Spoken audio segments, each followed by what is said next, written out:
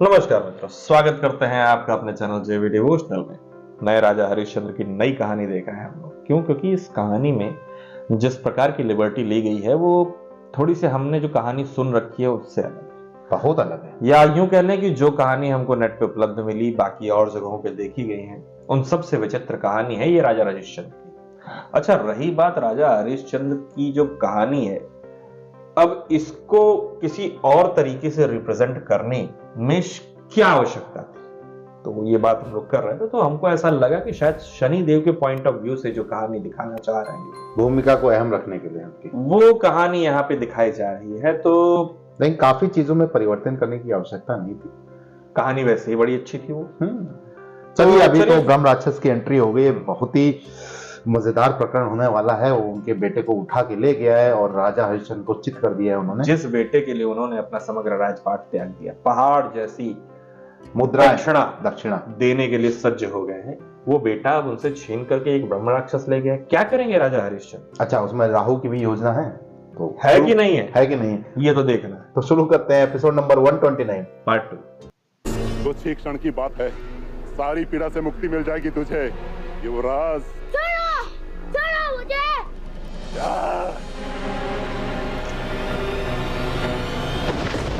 छोड़ तो रहा है भाई, क्यों नहीं कूद रहे हो? भाई सच में फेंक दिया यार। इसका मतलब कौन सा की है?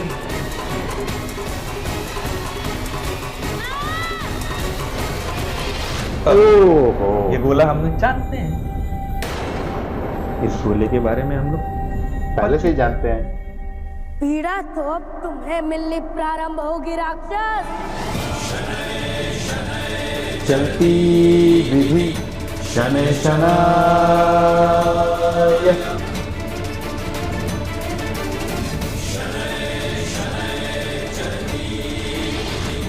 शनै शनाय। जैसे ऊपर हाथ पे पकड़ लिए।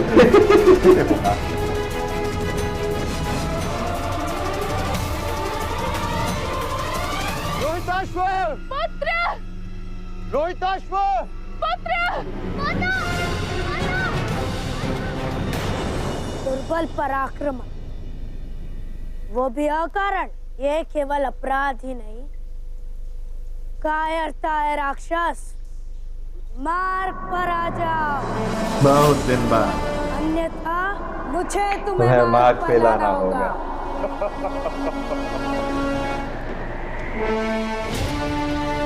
राहु की योजना है।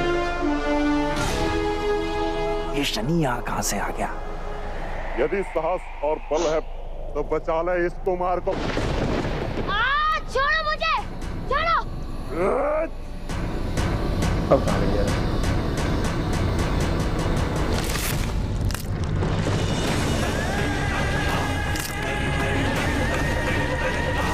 हैंड टू हैंड फाइट दिखाएंगे क्या?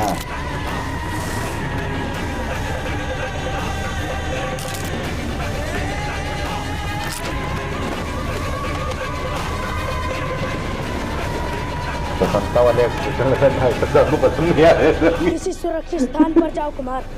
डर गए।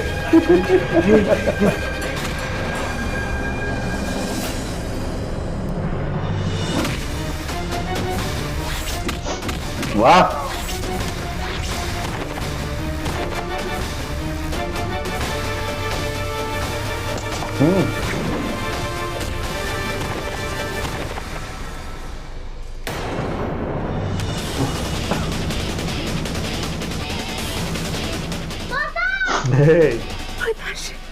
पुत्र,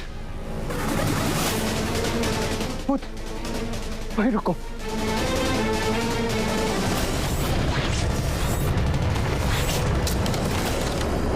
इसका मतलब सम्राट में दम है भाई। इसका मतलब सम्राट में दम है भाई। तुम राक्षस तो लड़े तो भाई, कुछ देर के लिए लड़े, लेकिन वो तो मैं कह रहा था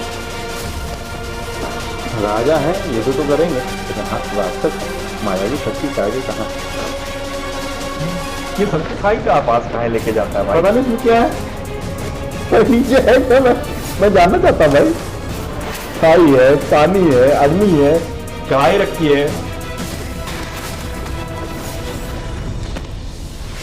इंग्रेडिएंट्स मिसिंग होते हैं, डाल देता तो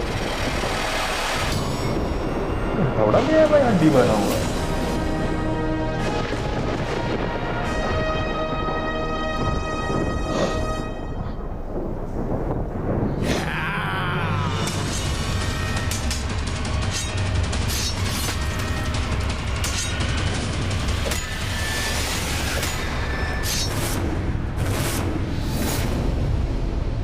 अब समय आ गया है तुम्हें तुम्हारे किए का दंड देने का। क्या मैं तो मौका दे रहे थे भाई, दम्बनाथ को मारा है यार इन्होंने एक ठीक में। अब तो भाई, अब तो उनके पास हाँ, क्या समझ रखा है ब्रह्म राक्षस में? नहीं याद नहीं है,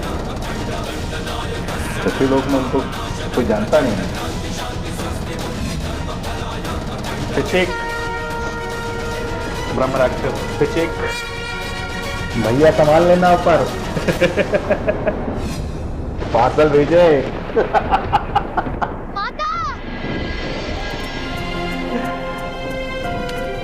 हाँ भाई,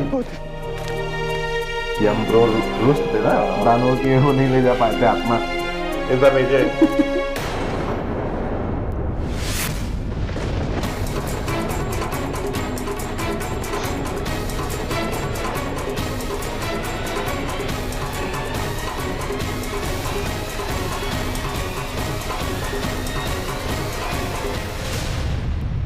ये शनि बार बार मुझे असफल कर देता है। अब शनिदेव को मुझे लग रहा है आवाज हो। हरिश्चंद्र का पीछा क्यों नहीं छोड़ देता ये?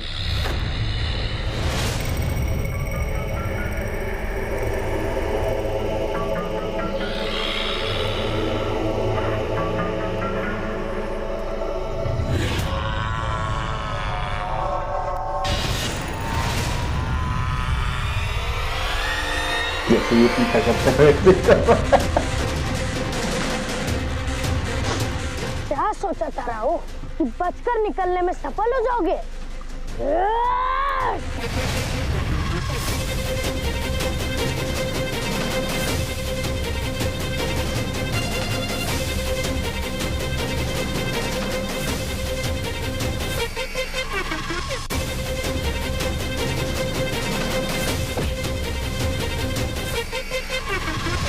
मैंने कुछ नहीं किया, मैं तो बस इस मार्ग से जा रहा था। तुम्हारा मार्ग और तुम्हारा लक्ष्य मैं भली भांति जानता हो राहु, और ये भी जानता कि तुम यहाँ क्यों आए हो और राजा हरिश्चंद्र और उनके परिवार के साथ तुम्हारा मंतव्य क्या है।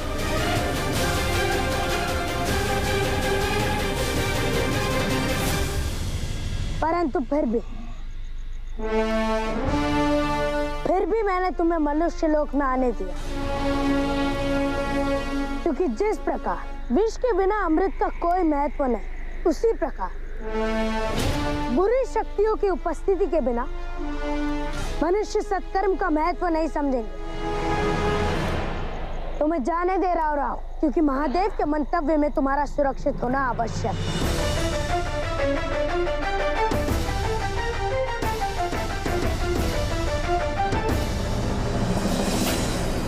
परंतु अपना ये घृणित खेल खेलना बंद करो राहु, अन्यथा हमारी अगली बेटी तुम्हारे लिए सुखद सिद्ध नहीं होगी। हमारी अगली बेटी तुम्हारे लिए सुखद सिद्ध नहीं होगी भाई, याद रखना।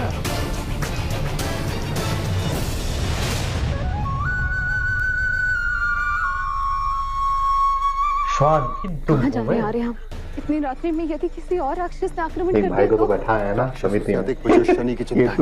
तुम वहां रहो, मैं यहाँ उससे पीछा छुड़ाना अत्यंत आवश्यक है, इसलिए हमें शीघ्र ही काशी नगर पहुंचना होगा।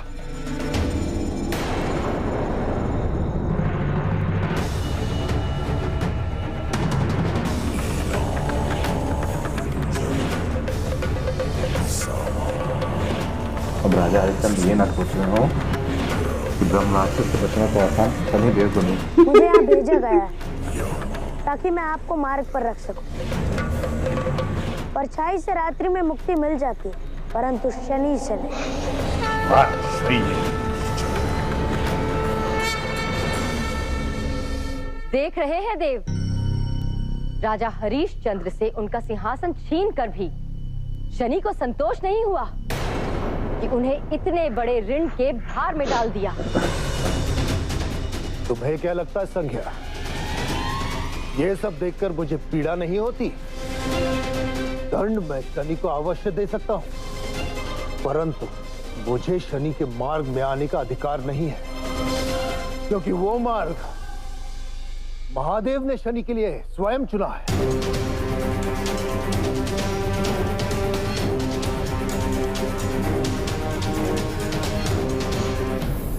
आप पर महादेव का बंधन होगा देव, मुझ पर नहीं। अब कर्म फलदाता शनि के मार्ग में संज्ञा खड़ी होगी।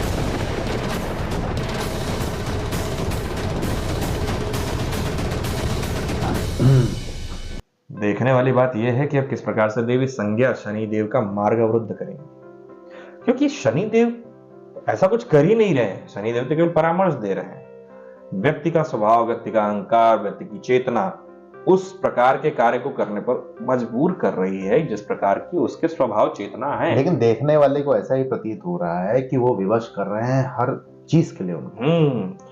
वचन भी उनको विवश करके उन्होंने दिलवाया, दक्षिणा भी विवश करके दिलवाया। पहले ही प्रकरण में देख लीजिए, एक गलत काम से शनिदेव का सीधा सीधा कहना, हाँ। एक गलत काम गलत कामों की चरणबद्धता या श्रृंखला को जन्म देते हैं, और उस एक गलत काम को सुधारने के लिए आपको वापस हो सकता है उसी काम को सही करना पड़े। बार बार कह रहे हैं कि अपना पुत्र रोहिताश्व दे दीजिए, अपना पुत्र रोहिताश्व दे दीजिए, कि आपने 12 वर्षों पहले, 13 वर्षों पहले जो वचन दिया था उस वचन का पालन कीजिए, सूर्यवंश की ये परंपरा निभाइए। एक विकाला धब्बा आपके चरित्र पर उत्तम नहीं है। अच्छा, जिस प्रकार से राहु ने इंटरफेरेंस किया है यहाँ पर आकर के, जैसा दिख रहा है हमको कि ब्रह्म राक्षस को उन्होंने प्रेरणा दी कि जाओ खाओ, खाई बार बार फेंक का रहे थे, हमको समझ में नहीं आ रहा था। नीचे था कि हमें देख ही नहीं पाया, कड़ैया थी, अब स्क्रीन से नीचे देखने का अधिकार है नहीं। Limitations are limitations. लेकिन एक चीज है, डायरेक्टर साहब ने बहुत डीपली सोचा है, क्योंकि देखिए समय हम हमेशा जानते हैं कि पृथ्वीलोक का समय और देवलोक का अलग अलग चलता है। आपने देखा नहीं, इतनी देर से नीचे का प्रकरण चल रहा था, और संज्ञा देवी संज्ञा और वो सूर्यदेव तब तक चर्चा ही कर रहे हैं। तो वो कहीं ना कहीं बहुत एक्सट्रीमली फास्ट फॉरवर्ड में वो चीजें देख रहे हैं। हाँ, तो बहुत ध्यान रखा है इस चीज का, ये अच्छा लगा देखकर कि हाँ, जैसे टाइम डायलेशन जो प्रक्रिया होती है वो हो रही है। तो फिलहाल ब्रह्म राक्षस का हो गया निधन, वो चले गए यम के पास। भैया संभाल लेना, राक्षस बोल रहे थे, एक तो वेद दिए और भेजेंगे। अब इसके आगे कहानी कैसे प्रेजेंट की जाती है, कि मुझे ऐसा लग रहा था कि यहाँ पे रोहिताश्व मृत्यु को प्राप्त हो जाएंगे, लेकिन अब आगे कैसे प्रकरण दिखाएंगे, क्या क्या नए ट्विस्ट एंड टर्न्स, थोड़ा सा चाट मसाले के साथ ये कहानी हमारे सामने प्रस्तुत की जा रही है, तो अच्छा भी लग रहा है, ऐसा कोई दिक्कत वाला बात नहीं है। MDH चलिए समाप्त करते हैं इस एपिसोड को, जल्दी मिलेंगे नए के साथ, तब तक के लिए राधे राधे।